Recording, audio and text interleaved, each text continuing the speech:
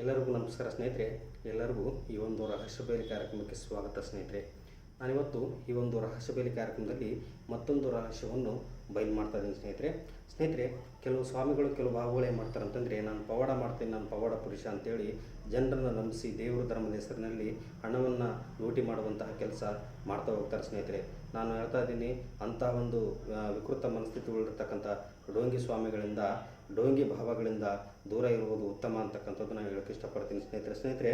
ಅವ್ರು ಏನು ಮಾಡ್ತಾರೆ ಅಂತಂದರೆ, ಒಂದು ಬಟ್ಟೆ ತೆಗೆದುಕೊಳ್ತಾರೆ ಸ್ನೇಹಿತರೆ. ಈ ಥರ ಒಂದು ಯಾವುದಾದ್ರೂ ಒಂದು ಬಟ್ಟೆ ನೋಡ್ಬೋದು, ಈ ಬಟ್ಟೆ ಇದು ಹೌದಾ, ಈ ಇಂಥ ಒಂದು ಬಟ್ಟೆ ತೆಗೆದುಕೊಳ್ತಾರೆ ಸ್ನೇಹಿತರೆ. ಜನರ ಮುಂದೆ ಬೆಂಕಿ ಒಳಗಡೆ ಈ ಬಟ್ಟೆಯನ್ನು ಹಾಕ್ತಾರೆ, ಆದ್ರೆ ಸುಡೋದಿಲ್ಲ ಸ್ನೇಹಿತರೆ. ಮತ್ತೆ ಹಾಕಿ ತೆಗಿತಾರೆ, ಆದ್ರೆ ಸುಡೋದಿಲ್ಲ. ಇದೊಂದು ದೈವಶಕ್ತಿ, ಇದೊಂದು ಪವಾಡ ಅಂತೇಳಿ ಜನರು ನಂಬ್ತಾರೆ ಸ್ನೇಹಿತರೆ. ಅದು ಯಾವ ರೀತಿ ಸುಡಲ್ಲ, ಅದರಿಂದ ಇರ್ತಕ್ಕಂಥ ಒಂದು ರಹಸ್ಯ ಏನು, ಅವರು ಯಾವ ರೀತಿ ಬೆಂಕಿಯಲ್ಲಿ ಬಟ್ಟೆಯನ್ನು ಹಾಕಿ ತೆಗಿತಾರೆ, ಅದರಿಂದ ಇರತಕ್ಕಂಥ ಒಂದು ಸೈನ್ಸ್ ಏನಿದೆ ಅಂತಕ್ಕಂಥದ್ದು ನಾನು ನಿಮ್ಮ ಮುಂದೆ ಮಾಡಿ ತೋರಿಸ್ತೀನಿ ಸ್ನೇಹಿತರೆ. ನೋಡ್ಬೋದು, ಇದು ಗ್ಯಾಸ್.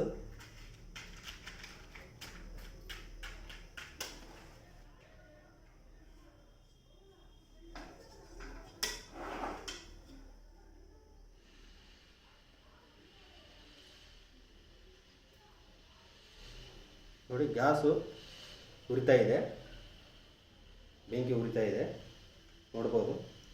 ಅವ್ರು ಏನು ಮಾಡ್ತಾರೆ, ಈ ರೀತಿ ಒಂದು ಯಜ್ಞಕುಂಡದ ಬೆಂಕಿ ಒಳಗಡೆ ಬಟ್ಟೆಯನ್ನು ಅಥವಾ ಸೀರೆಯನ್ನು ಹಾಕಿ ತೆಗಿತಾರೆ. ಮತ್ತೆ ಹಾಕಿ ತೆಗಿತಾರೆ, ಆದರೂ ಸುಡೋದಿಲ್ಲ. ಅದು ಹೆಂಗಿರೋದು ಹಂಗೆ ಇರುತ್ತೆ. ಅದು ಹೆಂಗಿರುತ್ತೆ ನೋಡೋಣ. ನೋಡಿ, ಈ ರೀತಿ ನಾನು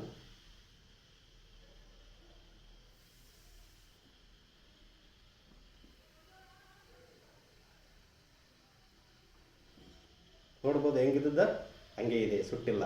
ಮತ್ತೆ ಪುನಃ ನೋಡ್ಬೋದು, ಬೆಂಕಿ ಉರಿತಾ ಇದೆ ನೋಡಿ, ಮತ್ತೆ ಹಂಗೆ ಇದೆ, ಎಲ್ಲಿ ಸ್ವಲ್ಪ ಕೂಡ ಸುಟ್ಟಿಲ್ಲ ನೋಡಿ. ಮತ್ತೆ ಇನ್ನೊಂದು ಬೇರೆ ನೋಡ್ಬೋದು, ಬೆಂಕಿ ಉರಿತಾ ಇದೆ.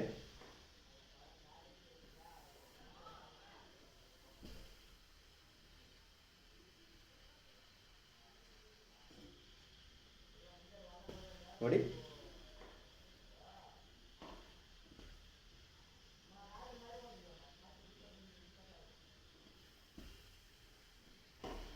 ಹಿಂಗೆ ಹಾಕ್ತಾರೆ ಅವರು, ಬೆಂಕಿ ಒಳಗಡೆ ಹಿಂಗೆ ಹಾಕ್ತಾರೆ.